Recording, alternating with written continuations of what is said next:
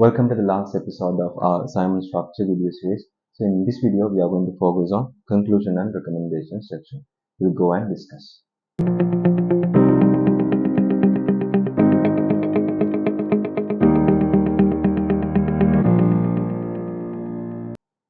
Okay, now we are going to focus conclusion part first. In some assignments, you have to write recommendation first and then the conclusion. Maybe in some assignment, conclusion first, then recommendation. It doesn't matter. You have to focus on your own assessment criteria. So in this example, we are going to focus conclusion first, then we'll go to the recommendation part. So right, under conclusion, I have separated three subsections. Purpose of the research question, summarize, reflect, and the limitation. Now, as you can remember that you had a purpose when you started this assignment, you had a purpose. The purpose of this report was to, and you have explained that in the very beginning. Now, use the same thing. You start with the purpose. The purpose of this report, the purpose of this report was to. Now, the key part is this one. Past tense. Now, in the beginning you said is to, now you're saying was to. So because you have completed your assignment already, you are under the conclusion part. Now you have to use like this. You start with your purpose of this research. Why did you start writing this assignment? Or else you can say like in addressing how digital expansion impacts in customer service. This assignment has demonstrated that, and you can explain your findings or so what are the key objectives of this topic. So basically you need to highlight your purpose or the research question, that why you have started this assignment. So you update that first in the conclusion part and the main part or the main body of the conclusion. So here you need to summarize, very simple. You need to summarize everything. Now in the previous section we were summarizing things under literature review or maybe application. Now here you have to summarize all the things. You have to cover full assignment. This include literature review plus application. So theory part as well as the application part about your company. So what are the things that you found out while doing your application and the secondary research, which is your literature review. So you need to summarize and reflect. So these are the things that you got to know. Don't repeat the same thing in the same way, but you have to summarize. See the word, you need to summarize, because we are the conclusion. We are not going to repeat the same thing again. We are just going to highlight the key things, findings. So you need to focus when you summarizing things. You need to focus on literature as well as the application. And also you can highlight couple of limitations as well. Maybe while you were doing this research, let's say this is like a very unique topic that you have, your key elements are very unique. So because of that, you could not find more articles. So you can say when you were finding this secondary data or the sources, it was quite hard. Yeah, it was challenging because there are no a lot of theoretical information pertaining to your key elements. So you can say that as a limitation, or else you can say time management. So it was really hard with your work and all that to manage the time. So basically my point is you can touch on couple of limitations. So always make sure this should be a paragraph.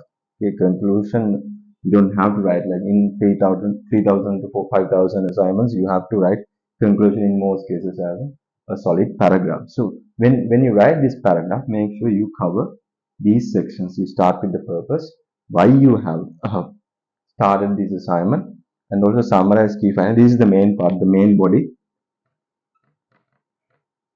is the main part, because this is where you summarize your everything, summarize your key findings of theoretical information as well as the application part. And also you can touch couple of limitations, the challenges you had to face while you were completing your assignment. So once you do these things, you are good to go. So this is about conclusion. Okay, now let's focus on recommendation part. Though I have separated three sections, you don't have to follow any order. So what you have to do is you need to cover all these things in your recommendation. There's no specific order for this. These are the things that you have to focus. Okay. So what's going to be the first one? The link. You need to basically link your findings. When you recommend, you need to highlight the things that you have found out while you were doing your application, because you got to know this area is weak in this company. So based on that only, you need to recommend. So that is where the link is. So you got to know this part is very weak. Maybe the social media strategy is very weak. Because of that, you can have a recommendation to improve their social media strategy. I know this is about customer service and digital expansion, but I'm just giving an example. So why I'm saying this? Because you need to link. When you do the application, you got to know. Okay, I'm saying this again. When you are doing your application, you got to know this part is very weak in this company. Because of that, you are recommending something that is related to that particular issue. Don't come up with very new things without even applying in your this thing, your under application part. So the linking, so link of findings and then recommend. Okay, that is why we have done the application, just to have an idea about this company, what are the strengths and weaknesses that they have. So you can always ask them to improve things as well. That is not a problem, but everything should have a relevance. Okay, relevance comes from your application section. So linking part is important. Now, when you provide your recommendation, always remember how you are going to do it, what are you going to do it, who's going to do it, and when you are going to do it. Very simple. So remember these. When you write your recommendation, just go back and check whether these four are covered in the recommendation. Always remember that. For example, imagine you are doing motivation and staff turnover. So you got to know this. There's no specifics. The salary scales are very low. So because of that, what's going to be the recommendation? Of course, you need to increase salaries. Rather than saying the company has to increase salary.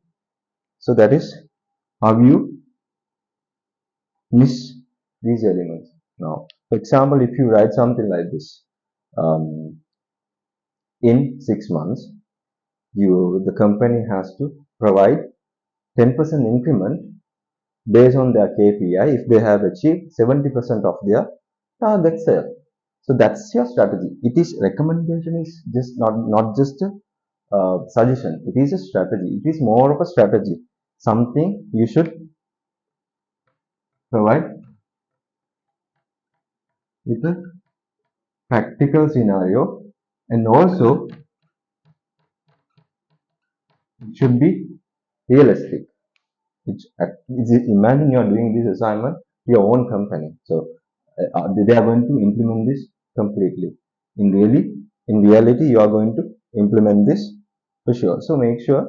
So when you recommend, these are like actual things that you are focusing on. So don't give like impractical or like not realistic examples and strategies. So make sure you cover all these four sections as well. What, how, who, when you provide your recommendation, just go back and check whether your recommendation is covering all these. So when you cover these things, it becomes anyway practical and realistic automatically. So you don't have to worry about it.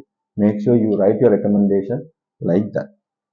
Okay. And also, when you write your recommendation part in most assignments, it's always better to have a table summarizing your recommendation. Example, you can separate your table into three main sections. Area of concern. What are the things that you got to know that is weak in this company? That's that's what you write under area of concern, and then your recommendation. So based on this, that you are going to recommend, and then impact. So what is going to be the impact if you implement this recommendation? If you start doing this recommendation, if you have a strategy to start this recommendation, what is going to be the impact? The impact may come after maybe 10 years or 5 years or whatever. That is not a problem. So you just have to mention impact or the benefit. If you implement this, you can have this. So right. So you can cover your recommendation with a solid table like this. Or always remember, when you update your tables, don't write paragraphs in tables. Always summarize your things. That is why we are using tables.